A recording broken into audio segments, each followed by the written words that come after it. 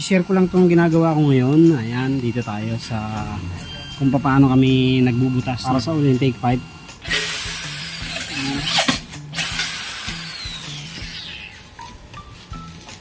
So, yan ang mga katuwit. Kuhatin natin kung ilan yung natira.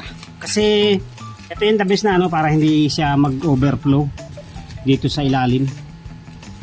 Ayan. So, sukatin natin. Ang natira sa kanya ay almost 0.5 cm.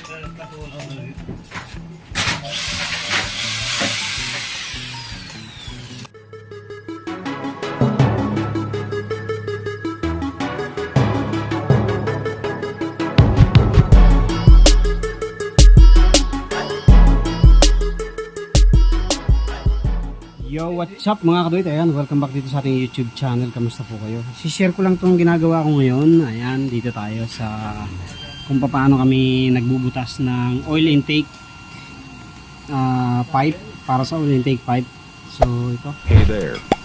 Subscribe to my channel. Sa right side lagi kami naglalagay ng oil intake pipe. Ito yung ating blower pipe. Tapos dito kami naglalagay lagi ng oil intake pipe sa kanan. Ayan, parang ganun.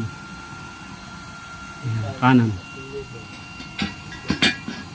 So, ang butas ko, sinasakto ko sa 1 cm. Ayan. 1 cm. Para pag binutas natin yan ng 8 mm, mga ano na lang yan, 0.6 cm na lang yung natitira nating gap. So, ibig sabihin, 0.6 ang ano natin, ang oil level. Ito na makakita, butasan na natin halos ano yan, nag-initial tayo ng 3 mm 3 mm o 4 mm. So lumalabas na 0.5 na yung ano nya, 0.6 siguro, 0.7 cm. Tapos bubutahin pa natin yan ng 8 mm. So pag tinayo natin, nandito yung pwesto ng oil intake pipe natin sa right side. Ayan.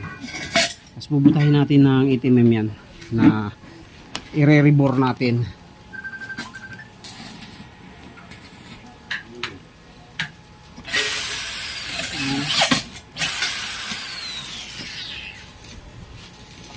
So yan ang mga kaduit.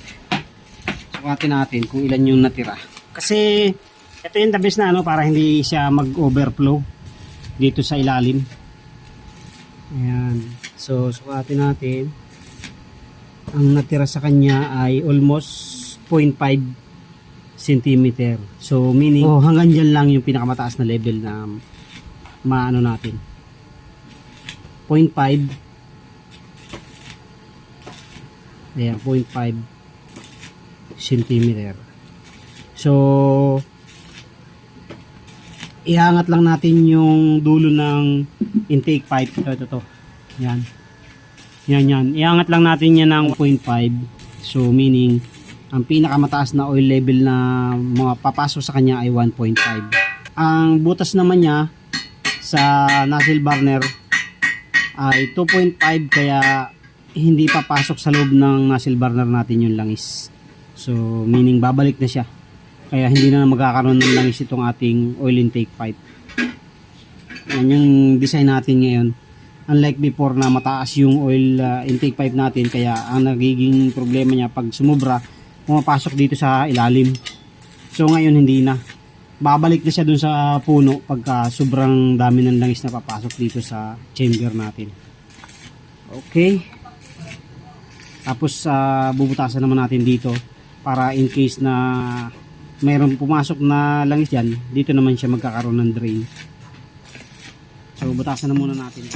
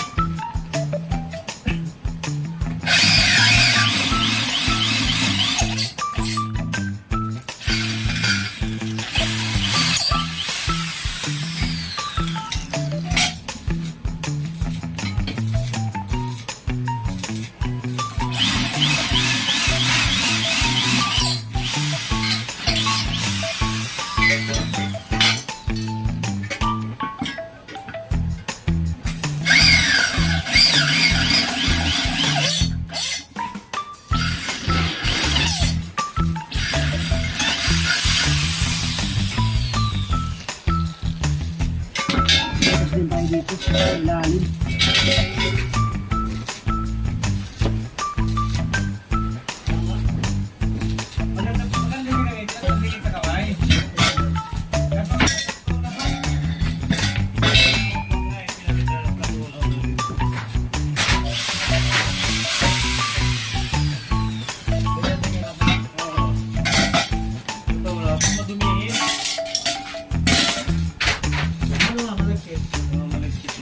Pero kung magamit, maganda kasi makapit eh. Kung mahirapan tigat.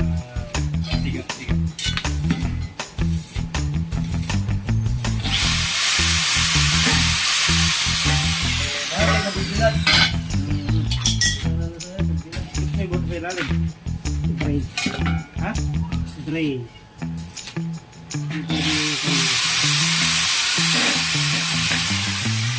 Dito tatabuhan din. Hindi na, ganyan na yan. So mga katit, ang binubutas ko lang dito, 1.5 to 2 lang. Ayan, para pag nagkaroon ng langis sa loob, dito siya lalabas. Minsan kasi pag walang butas yan, mapupuno tong pipe pag nalagyan ng langis yung ilalim. Kaya. So yun lang. So ganun lang yung pagbubutas natin sa oil intake pipe, tapos susukatan na yan ng oil intake pipe para ma-assembly na. Ayan, susukatan ko na rin ito ng mga nozzle burner para tapos na tayo dyan. So hindi ko na ipapakita kasi may mga video naman tayong ganun. So yun lang. Thank you very much. God bless po sa inyo lahat.